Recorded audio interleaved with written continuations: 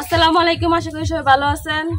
আজকে রান্না করাম কচুর মুখী, যেটা অনেকে গাটি কচু কয়, এটা আমরা নেত্রকোনার মানুষ কচুর মুখী কই।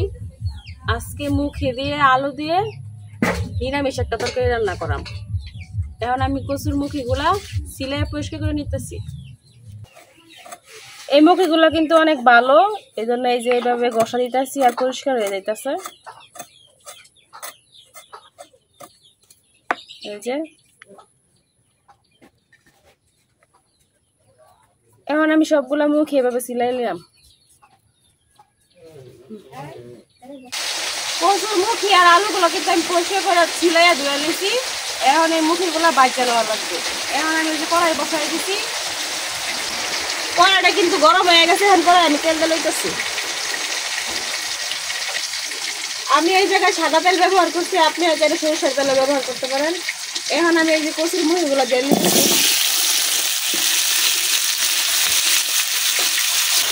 এখন মুখির মধ্যে আলুটা দিয়েছি, লবণ দিয়ে লইতেছি।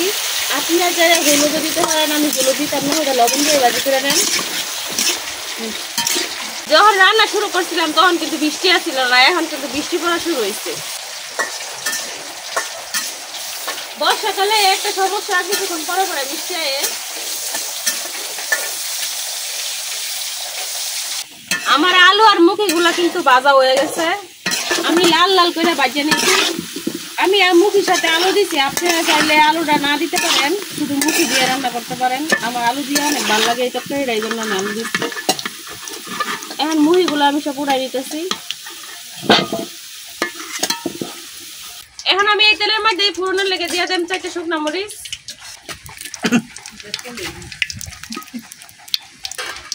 ফোড়নের জন্য দিয়ে দেব 1 চিমটি জিরা, কাঁচা জিরা দিয়ে দিচ্ছি, মাঝখানটা সিটারা তেজপাতা। এখন আমি এই জায়গায় দিয়ে দেব পেঁয়াজ।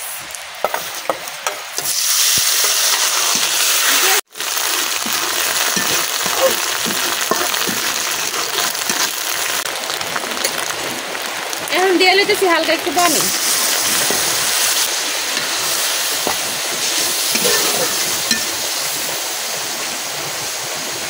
এখন এই জায়গায় দিয়ে দেব আমি বাইটে রাখা সরিষাটা কিন্তু আমি আগে থেকে বাইটে নিছি।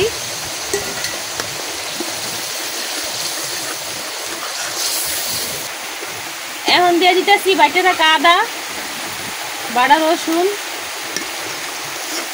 এই জায়গায় আমি সব গুঁড়া মশলা নিয়ে নিছি মরিচের গুঁড়া, ধনিয়া গুঁড়া, হলুদ গুঁড়া আর জিরার গুঁড়া আর লবণ। এখন আমি সব গুঁড়া মশলাগুলো এই জায়গায় দিয়ে লইতেছি।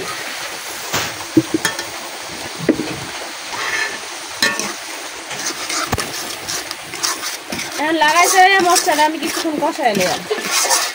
মশলাটা কিন্তু কষানো হয়ে গেছে, একদম উপর দিয়ে তেল ছেড়ে দিছে। এখন এই মশলার মধ্যে আমি দিয়ে দেব ভাজা রাখা আলু আর কচুর মুখিগুলা। এখন মশলার সাথে আলু আর মুখিটা সুন্দরভাবে মিশাই নিলাম।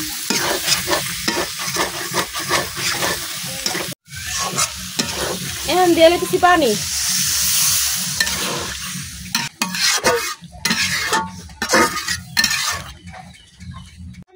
তরকারিটা রান্না করে নিলাম।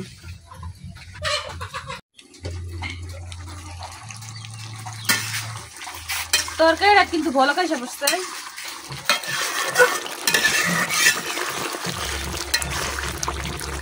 যখন এই মুখি আর আলুটা ভাজি করছিলাম তখনই কিন্তু আলু আর মুখিটা সিদ্ধ হয়ে গেছিল, আর এখন যে বড় করতে কিন্তু সিদ্ধ হয়ে গেছে।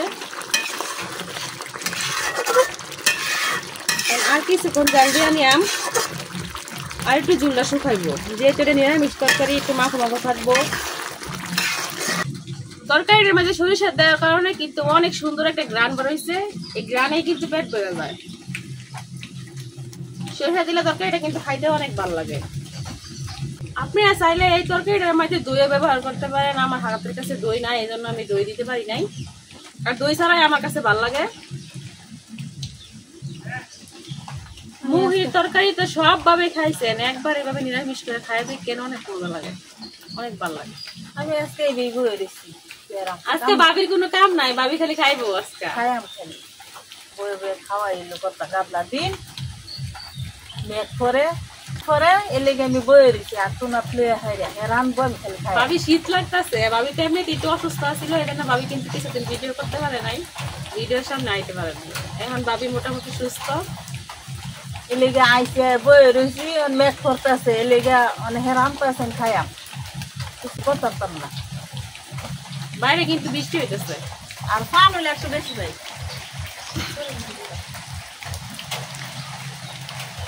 তরকারি ঝোলটা কিন্তু একদমই শুকিয়ে গেছে, তরকারি কিন্তু হয়ে গেছে। এখন আমি নামাই না, আমি কিন্তু তরকারিটা এরকমই রাখি।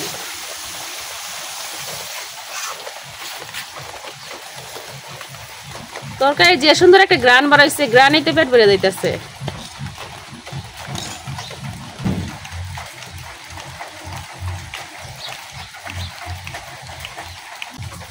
এই যে তৈরি হয়ে গেছে গা আমার খুব মজার মুখি আর আলু দিয়ে নিরামিষ তরকারি।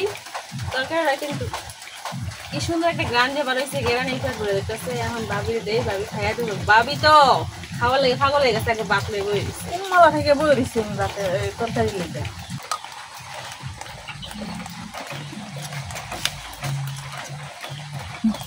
গরমের লাগে খাইবারও পারি না।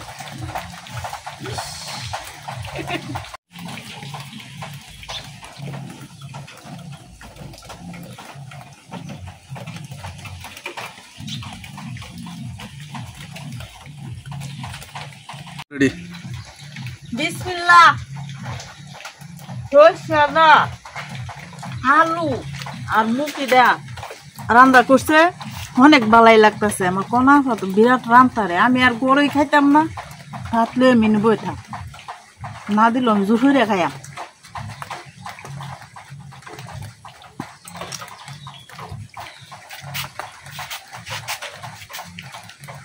আরো হয়েছে মেঘের দিন, মেঘ করতেছে, খাইতেছি বই বেয়া অনেক মজা হয়েছে, যে সুন্দর মজা, আমার বিরাট ভালো লাগতেছে খাইতেও আছে। আপনারা যারা এইভাবে এখনো নিরামিষ তরকারি রান্না করে খান নাই মুখি দিয়া, অবশ্যই একবার ট্রাই করে দেখবেন আর কমেন্টে জানাবেন কেমন লাগে। আমার কাছে কিন্তু অনেক ভালো লাগে। আমি রান্না করছি, আমি খাইলে আমার নিজের নিজে করণ জানা, এই লেগে ভাবিরে খাওয়াইলাম। ভাবি যা কইলো, ভাবি কিন্তু যেমন লাগছে তেমনই তো কইছে, ভাবি তো আর বানায় কইতা না, এই জন্যই কিন্তু ভাবিকে দিয়ে খাওয়াইছি। আর যারা এখনো এই নিরামিষ তরকারিটা রান্না করে খান নাই কচুর মুখি দিয়া, তারা অবশ্যই খাইয়া দেখবেন, একটু ট্রাই করে দেখবেন। সত্যি কথা অনেক ভালো লাগে, কিন্তু অনেক মজা লাগে। আজকে ভিডিও পর্যন্ত, সবাই ভালো থাকবেন, সুস্থ থাকবেন। আল্লাহ হাফেজ। আল্লাহ হাফেজ।